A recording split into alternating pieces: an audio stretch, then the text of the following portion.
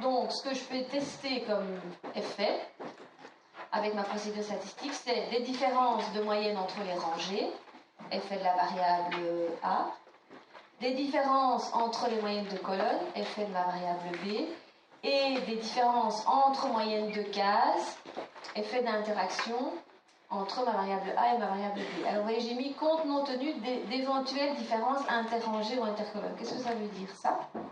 Prenons un exemple avec une méthode pédagogique, ce que je disais tout à l'heure, une méthode pédagogique qui se caractérise par une grande liberté d'action dans la gestion de l'apprentissage. On pourrait imaginer que cette méthode ne convienne pas à des sujets qui soient très anxieux, parce que le fait qu'ils aient trop de liberté va plus encore les mettre dans l'anxiété. D'accord? Et donc, on pourrait avoir observé une baisse des performances des sujets très anxieux qui ont eu justement cette méthode-là. Donc, dans une case particulière de mon tableau. D'accord?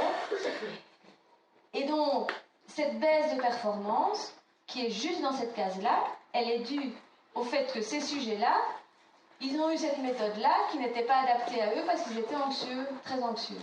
Donc, c'est vraiment un effet, une action conjointe des deux variables indépendantes. C'est que, par malheur, ils sont très anxieux et ils ont eu une méthode qui apparemment ne convient pas aux anxieux, aux très anxieux, parce qu'elle laisse beaucoup de liberté. Et donc, un effet d'interaction va se manifester dans une rangée des différences de moyenne intercases qu'on ne va pas voir dans les autres rangées, ou dans une colonne des différences entre les cases qu'on ne va pas observer dans les colonnes. Qu'est-ce que ça veut dire? Ça veut dire ça. En fait, un effet d'interaction va se manifester comment? Mais par une différence de moyenne. Si je regarde les rangées, par exemple, imaginons que j'ai ici, je vais mettre petit m pour dire que c'est une petite moyenne, d'accord, pour l'ensemble des sujets, et je vais mettre grande moyenne. Donc, score élevé, en moyenne pour ces sujets-là, score faible pour ces sujets-là. Ok? Là, il y a un niveau, là, il y a un effet d'interaction, puisque vous voyez que les moyennes sont inversées quand on passe d'une méthode à l'autre. Si je veux faire le tableau comme ça,